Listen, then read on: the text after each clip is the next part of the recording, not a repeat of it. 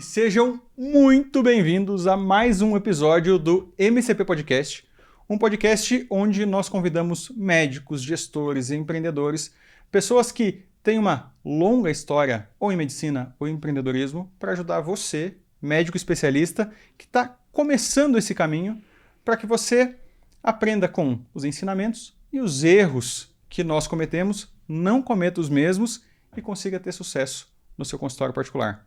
Hoje, como vocês podem ver, eu estou sozinho. Felipe está aplicando aula para os residentes lá do HC e eu estou aqui com uma convidada de peso. Eu vou começar pelos títulos e por onde está. Então, médica pela Federal da Bahia, hemato pela Unifesp, doutorado pela Unifesp, pós-doc em Seattle, MBA executivo internacional e está à frente de uma empresa que eu admiro demais. Diretora médica do grupo Fleury há mais de 10 anos. Gestão médica, processos. Eu vou perguntar com mais detalhes, porque doutora Daniela Bahia, muito bem-vinda. Muito obrigado por estar aqui. Obrigada a vocês. É uma honra poder estar aqui com vocês no programa MCP e poder trocar um pouco das experiências, poder contar um pouco da minha história também. E como médica e gestora hoje, contribuir, colaborar.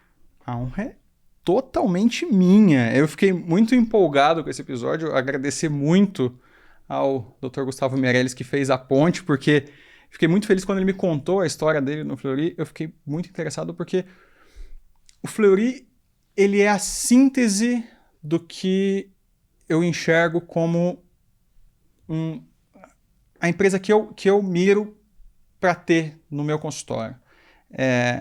Eu acho que uma das maiores inspirações que eu tenho, e sem nenhuma demagogia, já falei do Fleury várias outras vezes, muito antes de eu ter a oportunidade de conversar com você, justamente porque o Fleury ele consegue reunir valências impressionantes, né? Que é uma qualidade técnica tremenda, mas que, diferente de muitos lugares que tem uma qualidade técnica muito boa, não se escora nisso e consegue entregar também experiência, conexão, hospitalidade, tanto que, fazendo a minha pesquisa aqui, eu vi que o Fleury foi eleito a empresa mais hospitaleira do Brasil por 6 anos consecutivos.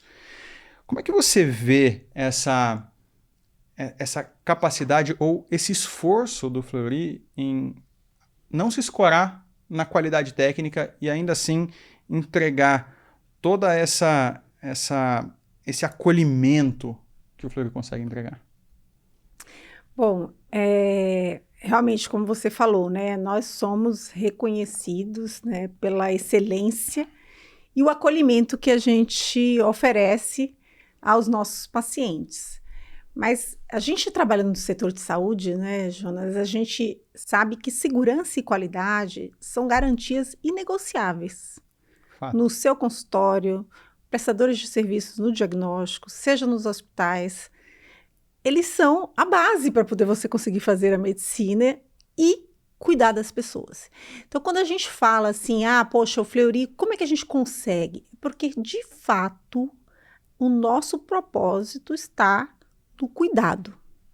Cuidar das pessoas. E muitas vezes a gente cobra e a gente tem todos os nossos processos, os nossos protocolos muito bem estruturados, são os alicerces para que a gente entregue essa segurança e essa qualidade, mas a gente tem que conectar as pessoas para que elas sigam esses protocolos, para que elas estejam alinhadas com essa boa prática, com o propósito que é cuidar dos pacientes. Eu falo, olha, muitas vezes curar, né? Tem vezes que você não vai conseguir curar, muitas vezes curar, mas sempre cuidar. Cuidar da pessoa que está saudável, que quer ver como está, quer saber como é que vai ficar, né? Então, acho que esse é muito o que nos conecta com essa certeza de que a gente vai continuar entregando excelência e acolhimento.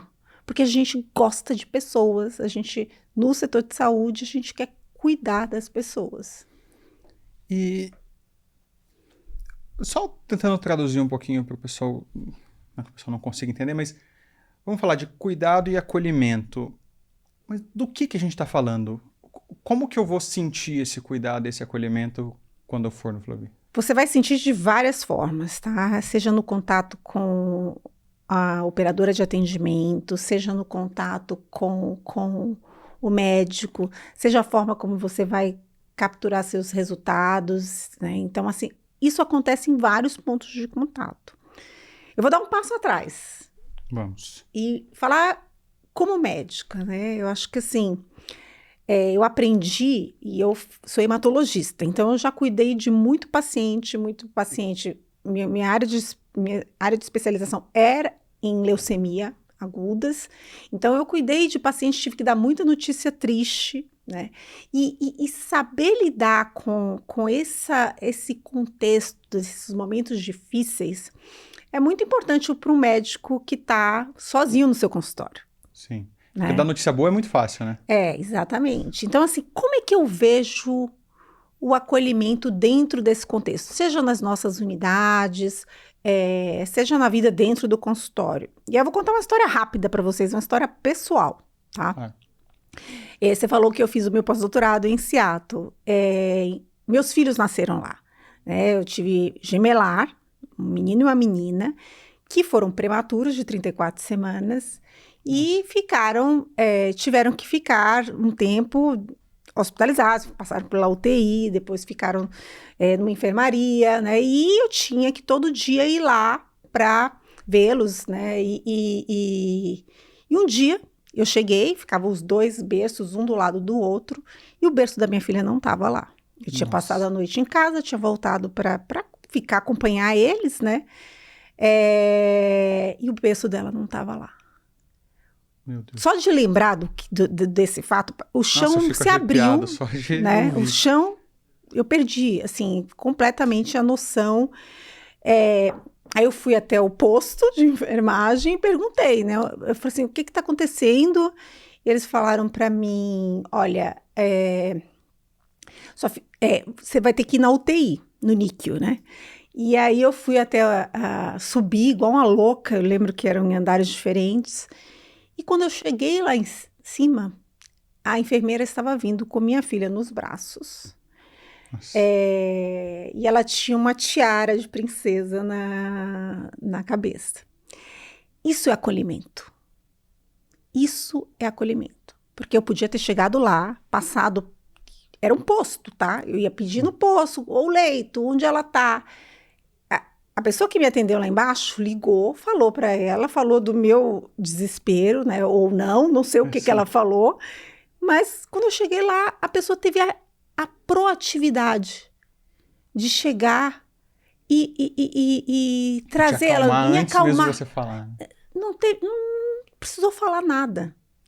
Então, acho que essa sensibilidade que a gente precisa estar aberto para saber que você pode tocar as pessoas. Recentemente também a gente no Fleury teve uma situação que a pessoa foi fez os exames, tudo, foi tomar o café, foi a enfermeira que atendeu, aí a pessoa foi tomar o café, a enfermeira foi lá e colocou um post-it no café. Hoje vai dar tudo certo. Nossa, que legal. Então, assim, são iniciativas como essa. Só que aí, eu acho que o time que trabalha com você, eles têm que estar imbuídos com o mesmo propósito, né? Seja o seu secretário que está no consultório, seja o seu auxiliar que está te ajudando, eles têm que estar conectados. Exatamente. E eles têm que ter autonomia.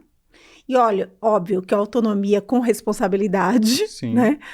Para saber que eles podem fazer, porque é sempre com um olhar para o paciente que você consegue fazer uma coisa diferente. A gente teve uma situação essa semana, era um paciente que precisava fazer a sua área de atuação. Ele tinha que fazer um teste ergométrico, era na bicicleta, mas ele tinha um problema no braço. A gente fez toda uma... a gente mudou. A gente tem nossos padrões e tudo, mas a gente fez tudo para que a gente conseguisse fazer um bom exame e acolher aquele paciente.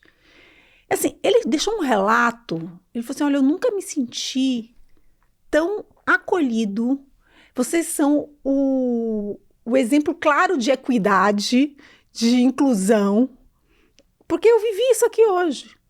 Então, eu acho que as pessoas, às vezes, elas não podem ficar engessadas dentro, sabe, assim, empacotadas, elas precisam... E aí você tem que dar espaço para que essas coisas aconteçam, né? Então, acho que passa por isso, assim, sem querer me alongar muito. Não, de forma alguma, porque eu tô assim, encantado. E o que eu fiquei curioso é como é que vocês fazem para aquela pessoa que deixou aquele post-it, que pode parecer algo trivial, mas que para o sentimento do paciente faz uma diferença enorme. Porque você não treina a operação, você treina e você alinha a cultura e a mentalidade da pessoa. Como é que... E eu vou fugir completamente da nossa pauta, porque isso é o que me deixa muito, muito feliz e muito satisfeito de ouvir. Mas como que vocês fazem para que aquele indivíduo... para estimular essa percepção, para estimular essa sensibilidade, vocês... Já desde a contratação isso é alinhado? Ou vocês têm um processo de alinhamento? Como é que isso é feito? A gente tem, primeiro, a gente tem essa reputação que você já colocou. Segundo, a gente tem treinamentos, a gente tem o onboarding no Fleury, que esses treinamentos acontecem. Certo. Mas você sente isso no dia a dia. E você precisa... Não é que você tem que fazer coisas que mantenham ali o tom, né, de que é aquilo que a gente acredita. Então, a gente tem uma série de iniciativas dentro do grupo que reforçam esse posicionamento. A gente, olha, reunião de negócios, nós vamos olhar o demonstrativo de resultados, vamos falar de demanda, vamos falar de reclamação, vamos falar de elogio. A gente começa a reunião compartilhando um caso onde a gente fez a diferença, um caso onde a gente poderia ter feito melhor. Então, a gente realmente... essas experiências, elas são vividas na prática. Além disso, a gente tem alguns programas dentro do grupo. Assim, a gente tem o Nossa Essência, onde a gente reconhece os pilares de excelência técnica, de acolhimento, excelência, que é o prêmio Walter Lezer, acolhimento Gastão Fleury, e o prêmio de cultura organizacional, que é o prêmio Dr. Rui Maciel. Acho que você deve, como oriundo, né, viveu na escola, então sabe quem é. Então, a gente tem são iniciativas que acontecem todos os anos. Então, a gente tem o Prêmio Nossa Ciência, nós temos também o Jaleco de Ouro. No Jaleco de Ouro, a gente submete histórias, né? Todas as pessoas que trabalham na organização submetem histórias, seja médico, colaboradores, todos os profissionais de saúde, submetem histórias vividas dentro do grupo. E a gente reconhece, tem um sistema de votação e nós reconhecemos e tem o prêmio do Jaleco de Ouro. Legal. Então, são iniciativas que reforçam um comportamento. Porque é importante, não dá para descuidar disso. Estimular o que é bom. Tem que estimular o que é bom. E o ano que vem, a gente faz 100 anos. E agora a gente está numa edição, que é a edição de 100 anos do Nossa Essência. Então, a gente captura várias histórias, a gente veicula isso nos nossos canais. São histórias vividas dentro do grupo, né? Porque a gente compartilhar. Então, tudo isso, de fato, faz com que as pessoas estejam conectadas com esse propósito do cuidar, né? De fazer diferença, fazer diferença na vida das pessoas. Estimular que elas confiem em você, enquanto médico, enquanto instituição, é muito importante. Eu fico encantado. A minha irmã mais velha não é médica e alguns anos atrás o afilhado precisou fazer uma série de exames ainda recém-nascido, então exames de imagem com sedação que sempre deixa uma mãe de primeiro filho extremamente aflita e ela, a neuro dela também daqui, também na escola, falou, não, eu quero que você faça o exame lá no Fleury, porque... Então, assim, ela já ia fazer no Fleury, independentemente de como fosse a experiência. Por quê? Porque foi uma demanda técnica. E podia ser de qualquer jeito. O exame ia estar feito e pronto.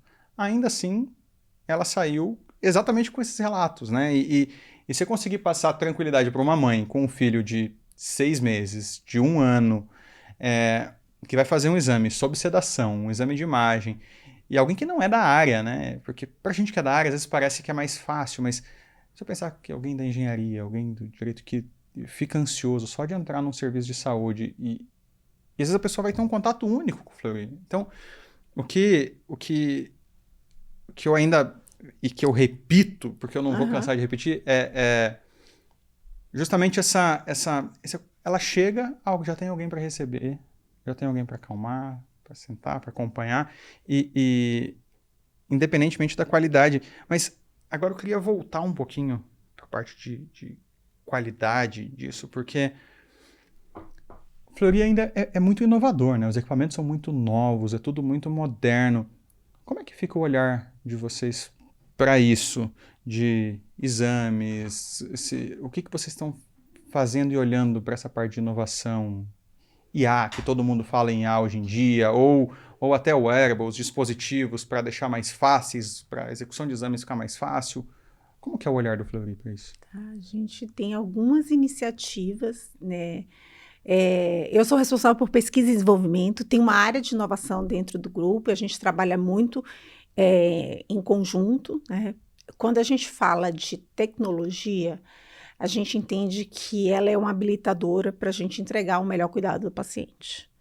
E sejam nos equipamentos que a gente traz de última geração, para que a gente possa realizar exames cada vez mais precisos, seja da inteligência artificial que vai melhorar a sua condição de fazer o exame, né? Onde muitas vezes ela vai trazer ali, vai conseguir priorizar coisas que você não priorizaria, né? A gente tem algumas iniciativas em inteligência artificial que envolve principalmente na parte do tórax e neurovascular, onde a gente consegue priorizar, por exemplo, exames com achados de tromboembolismo pulmonar.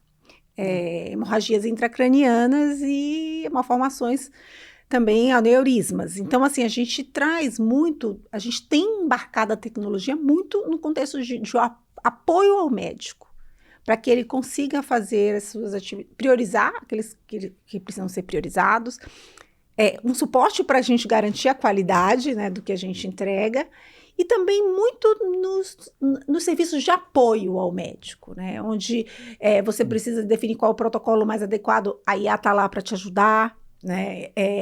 No contexto mesmo, na genômica, saindo um pouco do contexto da imagem, né? O quanto a gente usa de IA para poder conseguir avaliar e bioinformatas, né? A gente tem uma equipe de bioinformatas bem grande para que a gente consiga avaliar todas aquelas alterações que a gente encontra nos sequenciadores, né? Então, assim, a gente tem acompanhado, estamos ali muito antenados com o que a tecnologia traz, né? A gente tem médicos também que a gente fomenta uma formação, a gente apoia no desenvolvimento para que eles também entreguem o melhor ali que eles possam dentro das suas diferentes especialidades. E a gente também treina no contexto de empatia, né? A gente fez uma parceria com a Cleveland Clinic há alguns anos atrás, onde a gente embarcou toda a equipe médica para fazer um treinamento. Esse treinamento a gente tem um artigo publicado sobre isso, e a gente também tem capacitado várias pessoas, não só aqui em São Paulo, mas no Brasil, né? Porque o grupo hoje é uma instituição que estamos ali em vários estados do Brasil. E a gente tem capacitado as pessoas também com esse olhar, né? Olhar da empatia, da compaixão, de como você consegue fazer as coisas, porque às vezes o médico fala, não tenho tempo. Tem tempo. Sim. Tem tempo. E o tempo, você acha que o tempo é que vai permitir que você tenha uma relação de confiança, que você vai ter vínculo, mas em pouco tempo você consegue estabelecer um vínculo, tá? Seja com um sorriso, seja a forma como você se apresenta e diz o que você é e o que você vai fazer. Porque os pacientes precisam saber o que você vai fazer com ele. Sim. Então, a gente precisa... A comunicação, o verbal e o não verbal. Quanto você se coloca, né? Você trouxe o exemplo da criança, né? A criança, quando você se coloca no mesmo nível que ela para conversar, né? O quanto que você escuta a necessidade da mãe. E 17 de setembro foi o Dia Mundial da Segurança do Paciente e teve um foco, né? A Organização Mundial de Saúde focou muito nas crianças e recém-nascidos. E nós temos um olhar muito específico para isso. A gente tem uma equipe de radiologia pediátrica, nós temos equipamentos de ressonância que conseguem fazer sem sedação até, dependendo do tipo de exame, né? Então, existem algumas estratégias para criança muito pequena que você não precisaria nem fazer isso. Então, assim, é como a gente traz o conhecimento junto com a tecnologia para, de fato, oferecer essa melhor experiência, né? Como que você melhora a experiência? Todo mundo quer ter uma boa experiência. Eu quero ter uma boa experiência no contexto da saúde, né? A saúde é uma coisa que é mais cara para nós. Então, essa coisa da empatia, de se colocar, de fato, no lugar do outro, é muito importante. E eu acho que a gente, enquanto jovem, né? Acabamos de sair da residência, doutorado, a gente está super focado na questão técnica. Extremamente focado. E tá tudo certo, tem que focar mesmo. Você precisa dos alicerces para você conseguir entrar no mercado de trabalho. Mas não subestime o que você pode entregar de compaixão. Não subestime o que você pode entregar de escuta. Né? Isso é muito valioso, muito valioso. Às vezes o paciente escolhe uma pessoa, ou um médico que escuta melhor do que o outro, quando ele vai pesar técnica, excelência, e muitas vezes ele acaba... isso é um elemento importante na decisão ali. Você não tem ideia de como eu fico feliz de ouvir isso de alguém que tem uma bagagem, que tem uma formação técnica tão grande, porque esse é um ponto que a gente fala, e é justamente disso, né? É um pessoal mais jovem, e por mais jovem eu digo, saí da residência, terminei a formação. Muitas vezes a pessoa acaba confundindo você priorizar o acolhimento com você subestimar a importância da técnica, né? Então, eu já nosso Instagram já vi comentário, às vezes de caixinha, enquete que a gente abre de pessoa que fala, cara, depois... como é que você se sente quando você chega a um diagnóstico difícil, você passa uma receita com o resultado do seu paciente? E as opções, tipo, cara, depois que eu entreguei minha receita, foi. E tem muita gente que pensa assim, entreguei minha receita, acabou. E não é, né? Não é mesmo. Eu acho que aí você abriu um espaço para fazer uma conversa aqui longa com você. Mas porque não é mesmo, né? E é justamente isso que você falou, né? A gente sai muito com essa... Prescrevi, acabou. Não! E aí que a tecnologia pode te ajudar. Né? De fato, a gente tem que sair daquele contexto onde você só é responsável por aquele paciente no momento síncrono. Existe um momento assíncrono que esse paciente vai estar por aí e se ele não melhorar, se ele não seguir o que você fez, ele ainda vai falar que você não é um bom médico. Entendeu? Então, assim, como você se mantém vivo, ativo na conexão com esse paciente no momento assíncrono? E não é fácil, gente, eu não estou dizendo que é fácil, né? O consultório é uma prática muito solitária, né? Se você não está em centros ou se você multiespecialidades, é uma prática solitária. Mas eu acho que a gente precisa buscar colaborações, tá? Assim, o Fleury é muito reconhecido pela interação com o médico que te encaminha, que encaminha para nós os pacientes. A gente discute, a gente fala, a gente gosta de trocar, a gente quer falar do exame, a gente está sempre disponível para fazer essa troca, porque essa troca vai fazer diferença para o diagnóstico e para a tomada de conduta, né? E aí eu acho que a tecnologia, ela traz ferramentas importantes para que a gente esteja mais presente no assíncrono. Eu vou falar de uma iniciativa que a gente tem, tá? Uhum. A gente tem, né? A gente consegue trazer os dados do Apple Watch para dentro da nossa base, o paciente autorizando. Nossa. Então, Do Garmin também? Do Garmin ainda não. Poxa, meus pacientes têm preconceito com o Apple Watch. Meus pacientes são majoritariamente corredores e triatletas. E aí é um universo que se você usa... Hoje eles são equivalentes, são igualmente bons. Mas se você usa Apple Watch, você é visto meio... Você sofre preconceito entre... Não, e a gente vai trazer dados de wearables para dentro das nossas plataformas, Nossa, né? que legal. Sempre com consentimento do paciente. Então, assim, quando você entra no site, lá no Fleury, tem dados de dispositivos. Aí você clica lá, tem o dado do Apple Watch. Que legal. E aí eu falo, né? Bom, você vai tomar uma decisão com o paciente no consultório. Você pode tomar uma decisão de mexer no beta-bloqueador dele, não olhando só a frequência cardíaca dele ali, ou no exame que você fez. Você pode olhar o filme. Caraca. Você deixa de olhar a foto e olha o filme. O paciente está se exercitando, você sabe, você tem lá, não dá mais para esconder. Não dá mais, verdade. Você tem lá o dado se você está fazendo a questão do sono. Então, eu acho que, eu acredito muito que esse é um caminho, principalmente aí no contexto, né, de saúde, né, o esporte, que é um habilitador para você tomar melhores decisões no acompanhamento dessas pessoas, né? Você Sim. trazer esses dados de wearables, você poder conseguir... Porque, assim, você tem que transformar esses dados em informação de valor, né? E eu acho que aí que, né, como a gente traz esse dado para dentro do sistema e você está lá no seu consultório, olhou, viu, o paciente está aqui, vai, examina, mas não deixa eu olhar aqui como é que está o seu filme ali no últimos mês, sabe? Isso te empodera o paciente também, porque ele tem um conhecimento da sua... E você usa o assíncrono, né? Passa a olhar para o filme e não para a foto. E eu queria fazer um comentário, mas antes eu quero fazer uma pergunta, porque tradicionalmente, quanto mais referência você é, quanto maior você é, mais você é fechado para novidades. E não é o que vocês fazem, né? Vocês quebram isso. Normalmente, empresas grandes ou pessoas muito referência acabam sentando em cima da acomodação, sentando em cima do sucesso atual e acabam se fechando para novidade. Mas vocês não, vocês têm centro de inovação, vocês têm treinamento de inovação.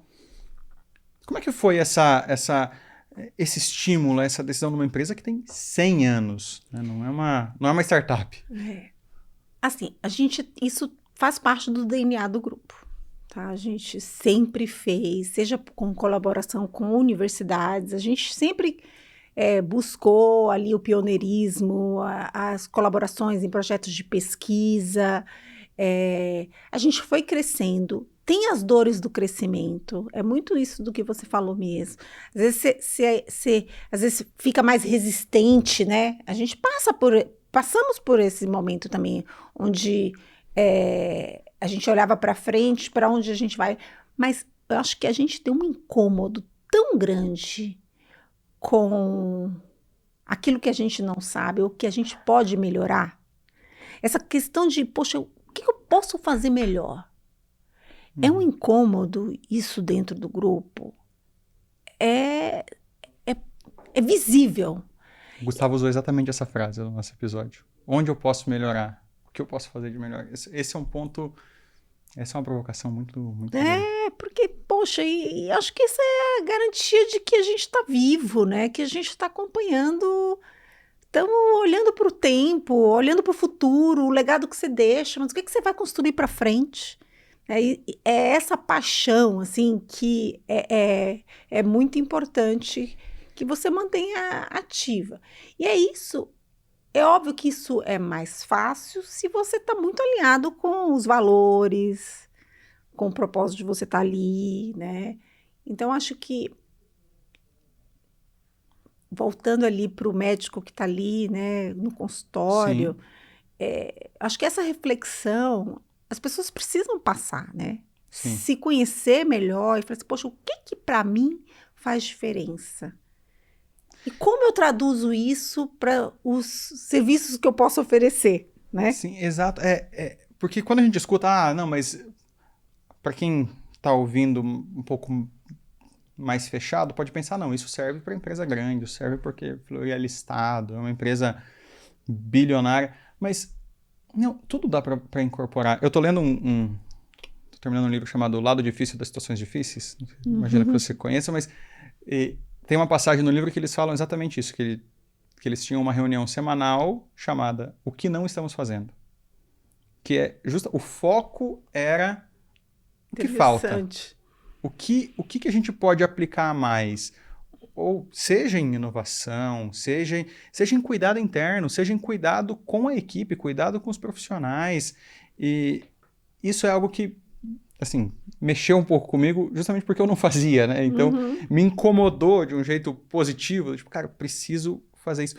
Porque tudo isso que a gente vê de inovação e de grandes empresas, as grandes empresas talvez tenham uma facilidade maior de investir financeiramente nisso, mas nem tudo é investimento financeiro. E a gente pode olhar para essas empresas e puxar para a gente que está num consultório, está num lugar pequeno, essas soluções. Eu acho que o principal é ser aberto para a inovação.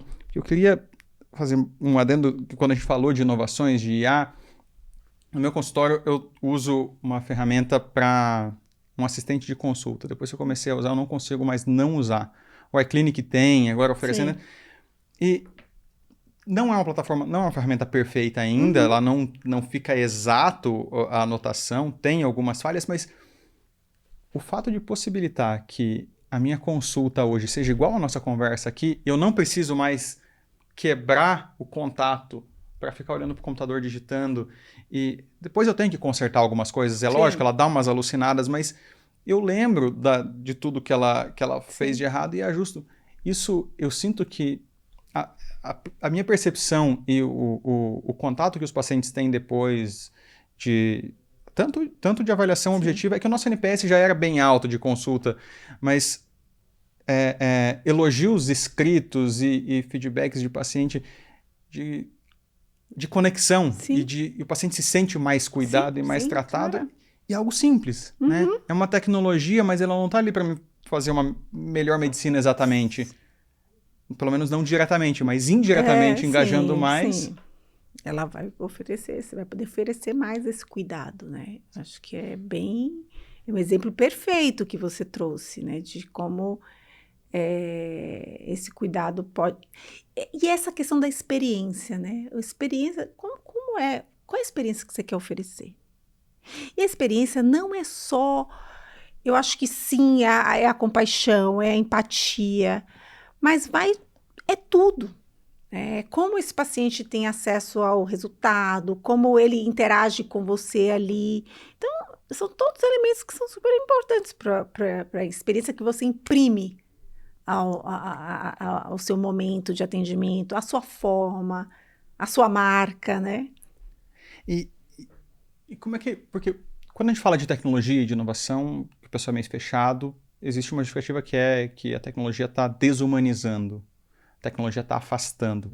A gente já deu inúmeros exemplos aqui de que isso não é verdade, mas o que você tem para dizer quando você ouve isso? Você ouve alguém você ouve essa preocupação?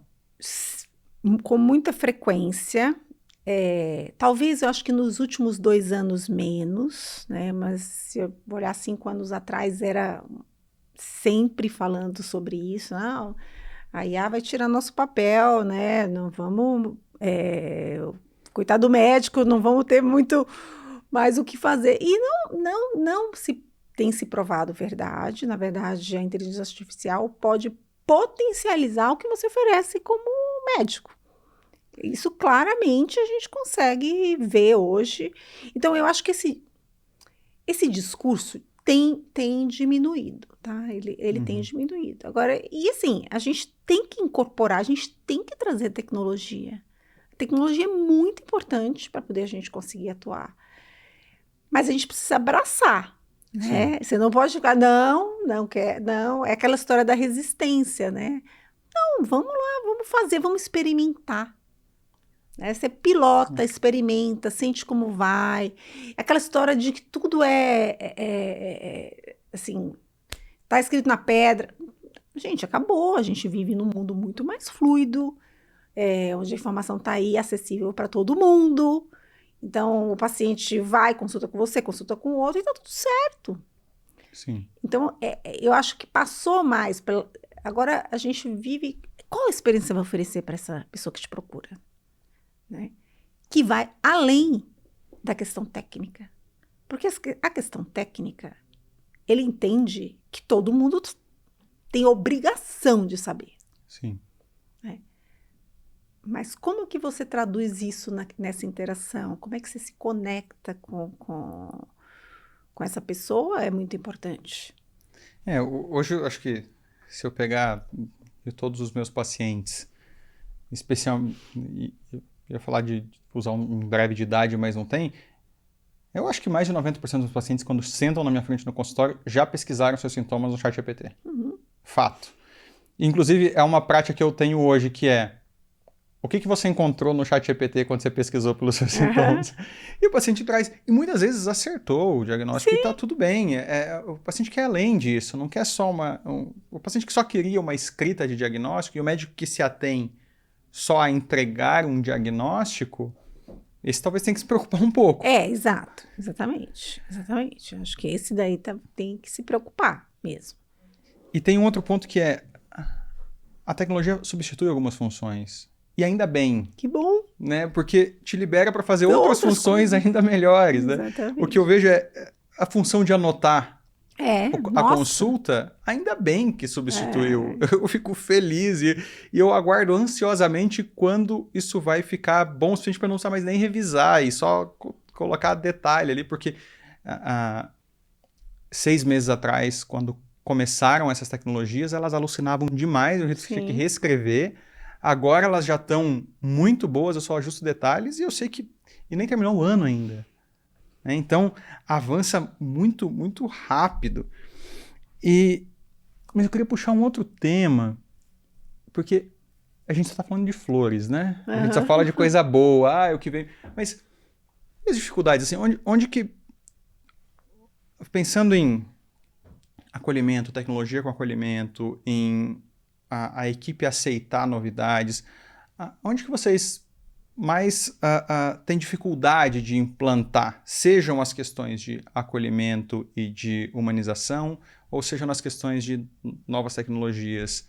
Quais são os maiores desafios? Quando eu falei assim, eu até falei aqui agora, há pouco, que não é fácil.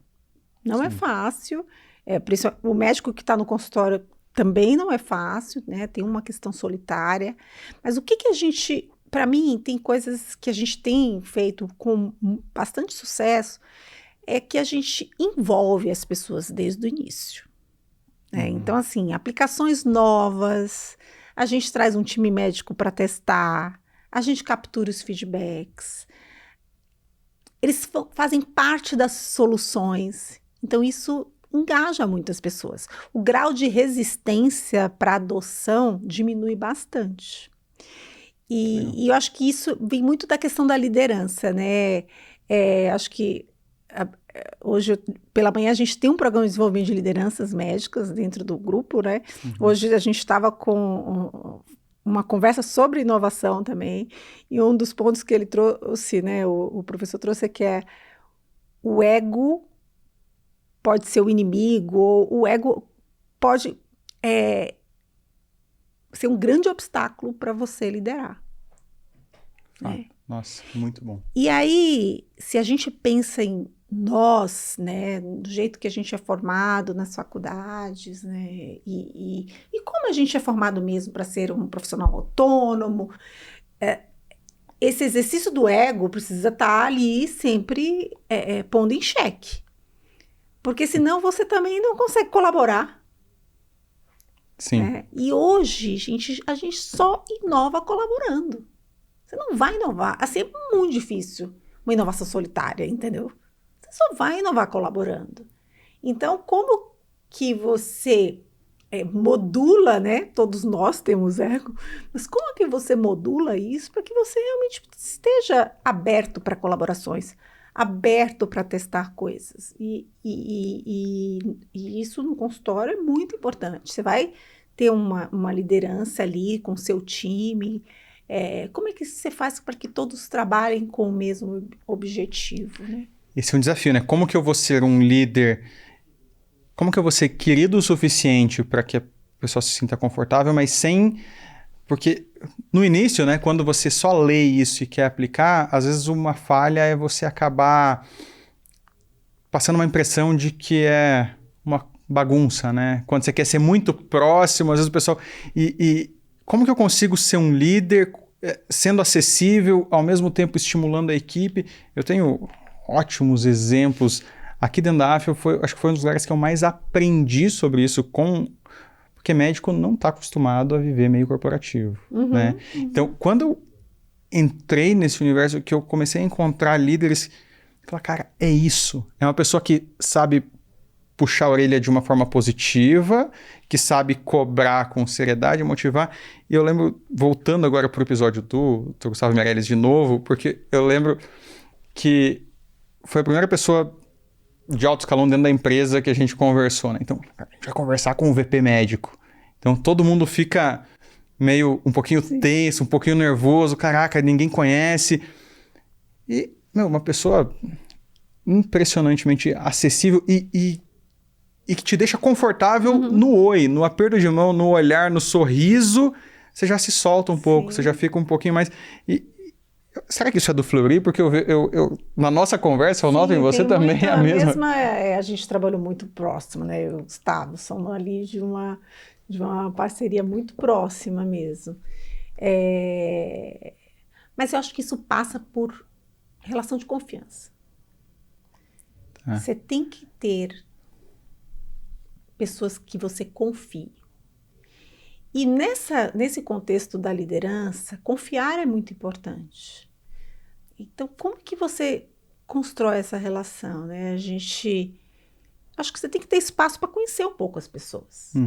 Porque senão essa relação, ela fica mais difícil de ser conquistada, né? E a gente tem, de fato, um clima onde a confiança, ela predomina. Então, num ambiente de confiança, você consegue colaborar. Você consegue arriscar. Porque você sabe, olha, estamos juntos aqui, ó. Se não é certo, a gente volta todo mundo, sabe? Não vai ter dedo apontando o dedo no outro. Não, isso não tem porquê.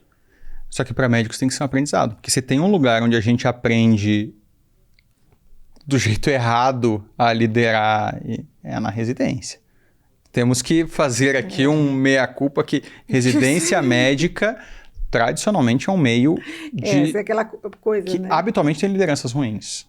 Aquela coisa acho que é aquela história, né? O professor que se obedece, né? As conversas no contexto das cirurgias, né? Você tem que obedecer.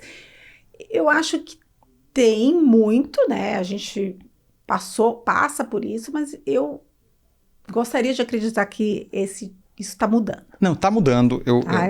Peraí, meus chefes da escola, inclusive o Dr. Belangeiro veio aqui para participar de um deles, e é um chefe excepcional, extremamente acessível. Mas é interessante porque as pessoas, os chefes, se destacam muito. Só que se um chefe, um bom líder, ele marca de forma muito gigantesca, é óbvio que tem muito mérito dele ali, mas também porque tem muito mau líder ali. Então, eu gostaria que os líderes da residência marcassem menos, porque são tantos que eu não consigo nem lembrar qual era o melhor. Sim, eu entendo o ponto que você está falando. Eu acho que passa por essa questão de... E aí acho que as pessoas não podem confundir. Você não precisa ser amigo. Sim. Né? É diferente.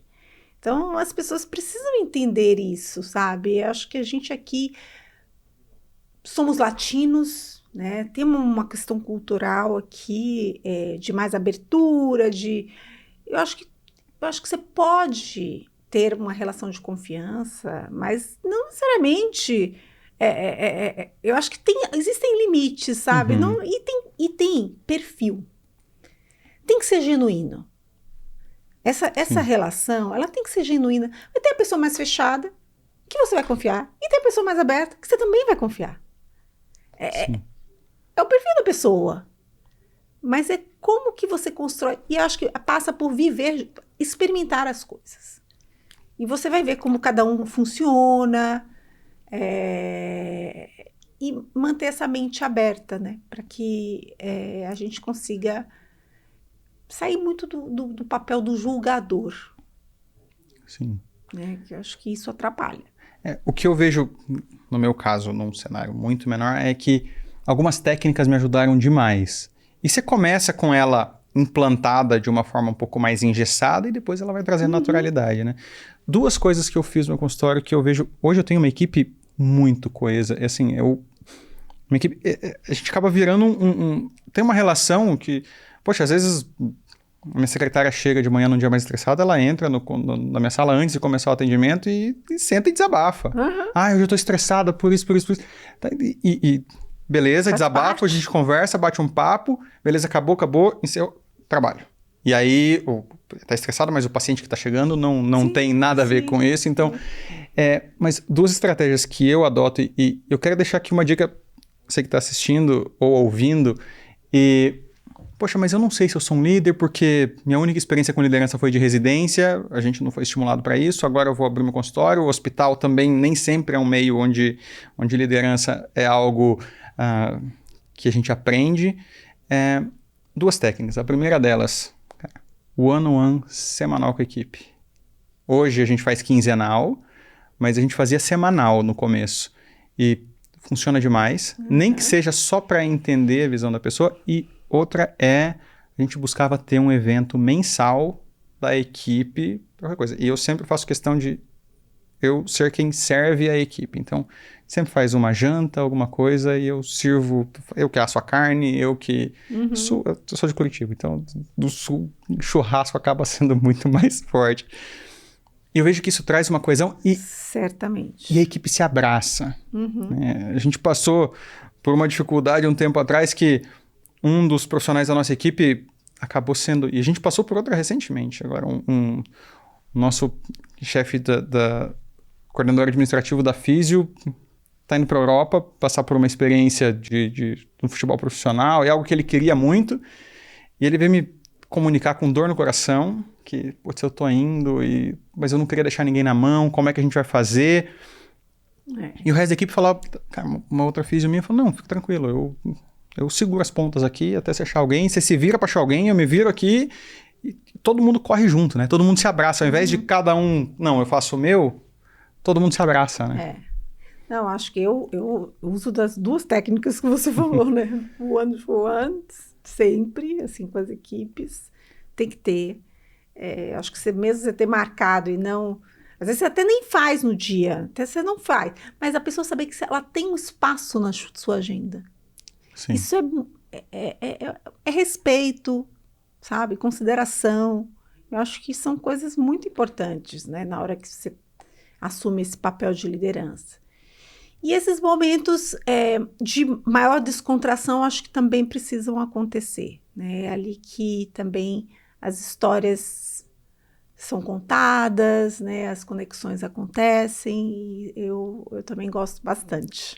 E a pessoa entende que ela tem um acesso, né? Que você não vira uma pessoa, uma barreira, e que é tudo muito formal. Porque no fundo... E esse é um ponto que eu bato muito na tecla e eu falo muito para os alunos ou para quem só ouve a gente, para quem ainda não é aluno, consultório é uma empresa. Você tem que enxergar o seu consultório como uma empresa, e a medicina, ela existe, mas a entrega do consultório como empresa vai muito além da técnica médica. É isso... De novo, esse é um dos motivos que eu fiquei mais feliz de trazer alguém de uma empresa que consegue entregar isso muito bem, porque o médico tem que ter a visão de gestor. Se você é o seu consultório, você é o CEO, CFO, CMO, COO, é tudo você, né? É bem isso e aí mesmo. Você tem que saber um pouquinho dessas coisas. Sim, é muito isso mesmo. E eu queria só fazer um break, para aproveitar isso, para fazer um convite para você que está ouvindo a gente e... Poxa, eu sou médico, quero abrir meu consultório, eu não entendo nada disso, eu não sei nem o que são essas siglas, CEO, CEO, mas eu sei que eu preciso aprender um pouco sobre gestão. O MCP é um produto exatamente disso. Aqui a gente fala sobre gestão, sobre empreendedorismo no consultório, sobre como liderar a equipe, como treinar sua secretária, como contratar alguém, como desenhar a cultura da sua empresa. Além disso, a gente tem uma comunidade de alunos e temos também as mentorias individuais com mentores que já passaram por essa jornada, que foram alunos de MCP, montaram seus consultórios e tiveram sucesso. E nesse processo vão também conseguir te ajudar no seu consultório. Até porque esse modelo de ser mentorado por alguém que já passou por isso é muito valioso, né? Vocês têm isso também? Eu acho que esse ponto, só ressaltando aí o produto de vocês, eu acho que é uma coisa muito interessante mesmo. Eu acho que existe uma oportunidade no mercado que, dessa forma que vocês estão estruturados, eu acho bem interessante. Eu vou pegar o gancho aqui da mentoria que você falou, né? Nós temos também um programa de mentoria dentro do grupo, é um programa que abrange os nossos fellows. A gente tem um fellow em imagem, um fellow em patologia também, mas a gente também oferece para os médicos internos, né? A gente tem mentores mais experientes, a gente tem um curso de mentoria que a gente faz. Então, para você entrar no programa, você tem que fazer uma capacitação de mentor. E o mentorado também tem que fazer um curso, tá? Então, tem um pequeno curso que a gente faz só para a gente alinhar expectativas em relação a esse processo, que é um processo de 1 ano, né? Que a gente faz encontros uma vez por mês. E eu já tive vários mentorados, assim, no grupo, e é uma troca muito, muito interessante. É uma troca muito virtuosa para ambos os lados, tá? Sim. Eu acho que é só ressaltando esse ponto aqui, que de fato é uma troca. E essa oportunidade, como eu já falei que eu tive muitos mentorados, eu também já fui mentorada, mas é muito... Assim, eu me sinto muito grata de poder viver essa experiência, tá?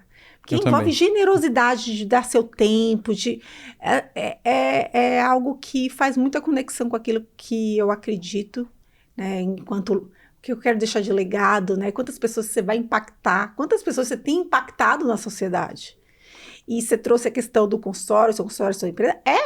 É sua empresa, né? O consultório é, de fato, sua empresa. Sim. E você tem muito aprendizado ali no contexto de finanças, de gestão de pessoas, do marketing, que são elementos importantes para que você tenha aí sucesso na sua carreira. Fato. Não, e é uma delícia, né? Não adianta. Alguns meses atrás, eu estava com uma jornada muito cheia. Eu estava falando com a minha líder de MCP, eu falei... Nossa, eu tô com muita demanda, assim, tá difícil sustentar, eu preciso dar uma ajustada.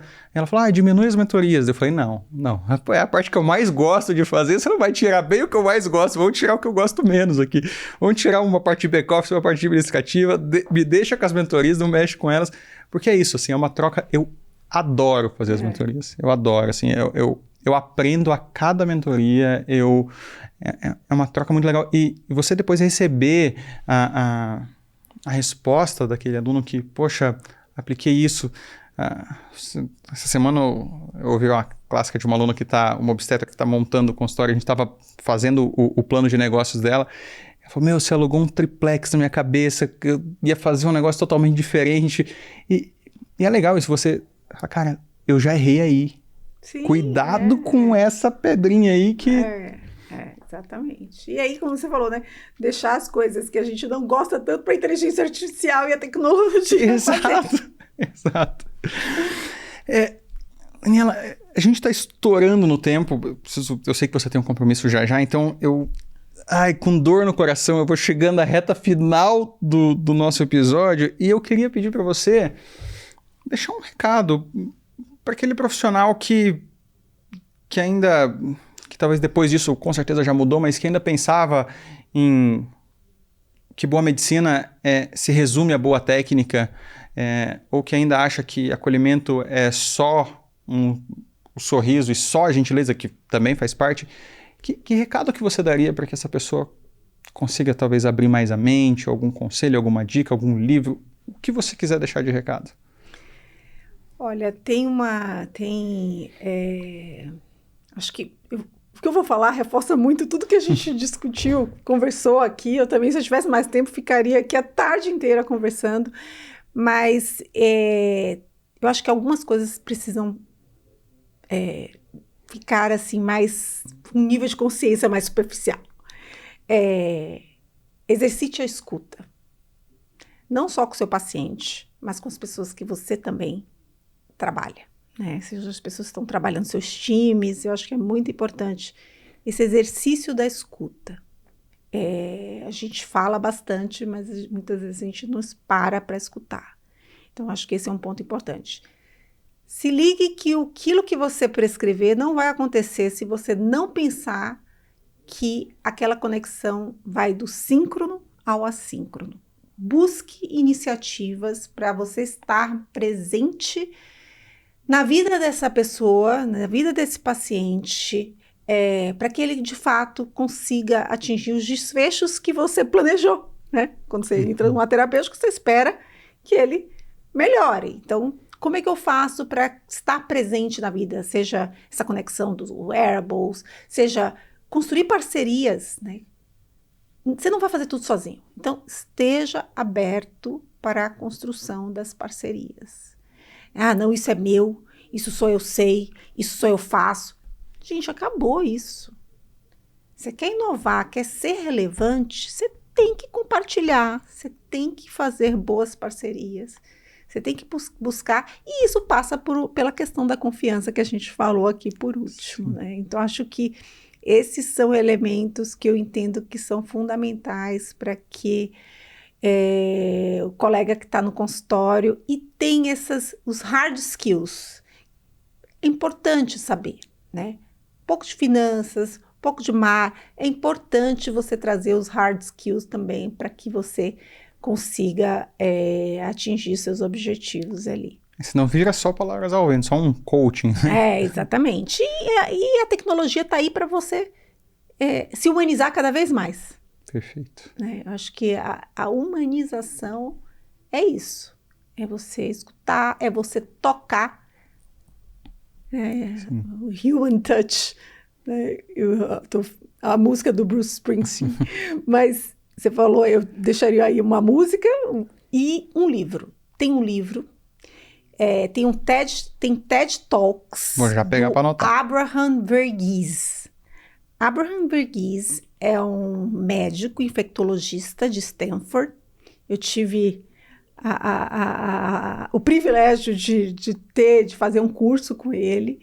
Ele é um escritor também.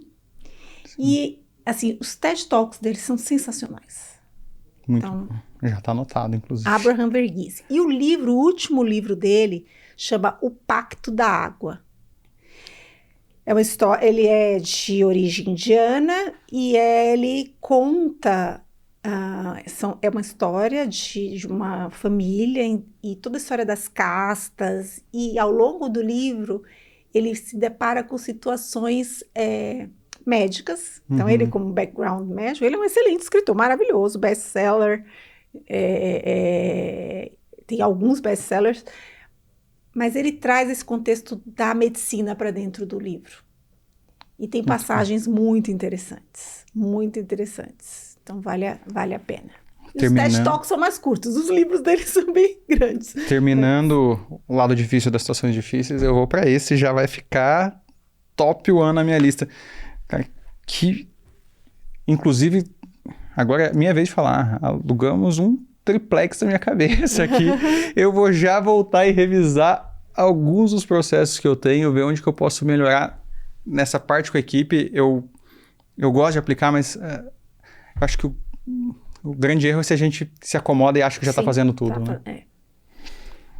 Sempre tem alguma coisinha, né, que você pode... Exato. Muito obrigado mesmo. A gente vai ter que fazer mais um episódio. Não vou. Eu que agradeço. Posso vir depois para falar mais de inovação, de pesquisa. Eu não vou me acomodar só com esse. Vamos falar aí. Estou à disposição e mais uma vez eu reforço aqui a importância dessa iniciativa de vocês. Que bom. Eu fico feliz. Eu te agradeço muito. Muito obrigado. Obrigado por disponibilizar seu tempo.